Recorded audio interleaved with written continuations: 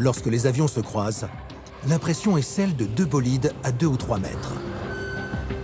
Il y a en réalité une trentaine de mètres d'écart. Mais à près de 500 km/h, il n'y a aucun droit à l'erreur. Les solos fonçant l'un face à l'autre suivent des trajectoires de vol très précises. Ils ne se soucient pas de celui qui arrive en face. Moi, je ne regarde pas mon premier solo pour pas avoir de gestes parasites. Donc, je regarde mon axe et je ne tiens que mon axe. En vision périphérique, je vais le voir passer. Donc oui, on voit une vitesse de défilement importante. Mais pour réussir au mieux ma mission, je ne dois pas regarder mon premier solo. Il existe néanmoins un repère au loin pour les pilotes. C'est l'éclairage fourni par l'avion. C'est un vrai phare que le pilote actionne comme les phares d'atterrissage que tous les avions ont. Il a l'avantage de se voir de loin. Il est aussi important pour le confort visuel des spectateurs. Quand la patrouille de France revient face au public et qu'on voit les 8 phares pointer le public, ça attire l'œil et ça donne un effet toujours très sympa. Les croisements sont des figures spectaculaires et complètent à merveille les mythiques vols en formation. Toutes ont un nom. Il y a la flèche, par exemple. Le cygne. Et le losange. Il existe plus d'une dizaine de figures. On a la shérif où les deux solos passent sur le dos derrière et les extérieurs passent sur la tranche. Au sol, c'est toujours la même question pour les spectateurs. Comment les pilotes parviennent-ils à être aussi synchronisés? Y a-t-il des aides au pilotage permettant de ne pas entrer en collision avec les autres? Les avions sont-ils programmés? Quel est le secret de ces pilotes d'exception? La première réponse, on la trouve du côté de la conception même de l'avion.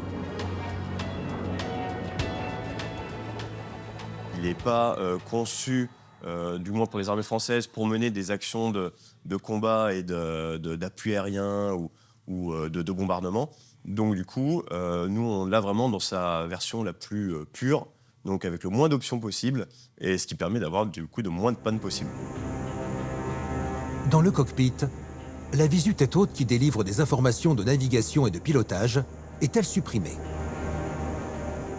Pour la patrouille de France, il n'y en a pas besoin, donc on l'enlève. Ça permet de dégager le champ de vision, et du coup, ça fait par exemple une option en moins qui pourrait tomber en panne. Dans une recherche de visibilité maximale, la verrière fait aussi l'objet d'un travail particulier. C'est un matériau plastique qui se forme à chaud et qui peut être assez épais tout en ayant des très bonnes capacités optiques. Parce que l'épaisseur de la verrière peut amener des déviations optiques. Et pour un pilote, mal voir la piste d'atterrissage ou son ennemi, ça pose problème. Et lorsque l'on vole entouré de 2 avions à moins d'1 mètre, il ne faut aucun effet de loupe. Comme c'est un avion pressurisé et qui va vite et qui peut éventuellement être percuté par des objets comme des oiseaux, on met plusieurs épaisseurs. Un oiseau impacte la verrière, ce sera le premier pli de plastique qui sera cassé, tandis que le deuxième qui sera là en secours fonctionnera toujours et maintiendra toujours la pressurisation et donc permettra de finir le vol en toute sécurité. Et pour être synchronisé à la perfection, ce n'est pas seulement le visuel qui entre en jeu. C'est l'un des secrets les plus précieux de la patrouille de France. Sur le manche de direction, il y a 2 boutons particuliers. Ils sont essentiels pour voler et s'incliner au même moment. Sans cette commande, la patrouille de France ne pourrait pas être ce qu'elle est aujourd'hui. Il serait impossible pour les pilotes de prendre des trajectoires identiques au même moment. Les pilotes, pour tous avoir le même référentiel et tous avoir le même rayon de cabrage, vont piloter avec le trim. Le trim, c'est le secret d'une maîtrise parfaite de l'Alpha Jet dans ses rayons de braquage impressionnants et ses loopings millimétrés, en coordination parfaite avec les autres appareils. Par exemple, pour cabrer, s'ils veulent tous cabrer de la même façon, au lieu de tirer sur le manche, ils vont venir mettre des coups de trim vers le bas pour changer le neutre de la gouverne de profondeur et donc du coup, tous cabrer de la même façon. C'est le leader de la patrouille qui donne le tempo. Avec des mots-clés, les pilotes savent à quel moment précis et le nombre de coups de trim qu'ils doivent effectuer. un coup de trim, 2 coups de trim, 3 coups de trim, 4 coups de trim. Donc là, tous les pilotes seront à 4 coups de trim et du coup, ils seront tous à la même position. Cela nous permet d'avoir exactement la même action, tous les pilotes, de manière simultanée. Piqué vers le bas. Éclatement de la figure. Positionnement des solos sur le dos. Toute la magie du spectacle est possible grâce à l'utilisation du trim. Le trim, finalement, c'est un moteur électrique qui va actionner le vérin des différentes gouvernes. Sur l'Alpha Jet, 3 gouvernes permettent à l'avion d'évoluer dans le ciel. Il y a d'abord les ailes principales, avec une première gouverne à l'arrière de ces ailes. Selon l'action du pilote, elle s'incline vers le haut ou vers le bas. Il y en a un qui se lève, et ben l'autre va forcément descendre. Et donc c'est le vent en fait qui va venir forcer sur le dessus ou dessous de l'aileron et faire tourner l'avion. Les pilotes appellent cela le gauchissement.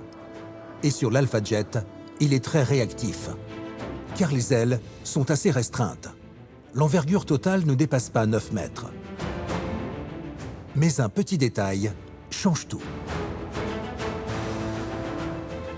L'attaque de la voilure n'est pas rectiligne. Il y a une petite cassure ici. Et ça, c'est fait parce que les filets d'air ne coulent pas le long du fuselage, dans le sens de la vitesse, mais ils vont aussi un peu sur le côté. Et quand ils vont sur le côté, ils peuvent faire décrocher les extrémités des voilures. Et quand les extrémités de voilure décrochent, l'avion pique vers le haut. Et là, c'est la perte de contrôle et l'avion tombe. L'intérêt de ce bec, c'est de raccrocher les filets d'air sur la voilure de façon à retarder le décrochage des extrémités. Le pilote garde ainsi de la maniabilité et de la contrôlabilité. Le gauchissement de l'avion peut se réaliser avec une maîtrise totale. La deuxième gouverne importante, c'est celle de la profondeur. Les 2 petites ailes arrière du fuselage permettent de plonger ou de prendre de l'altitude. Elles sont en réalité un seul et même bloc, transperçant la queue de l'avion. Ensuite, on a le 3e trim qui est pour la direction.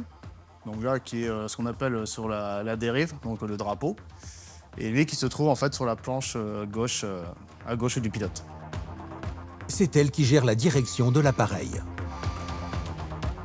Ces 3 axes sont actionnés par un moteur électrique.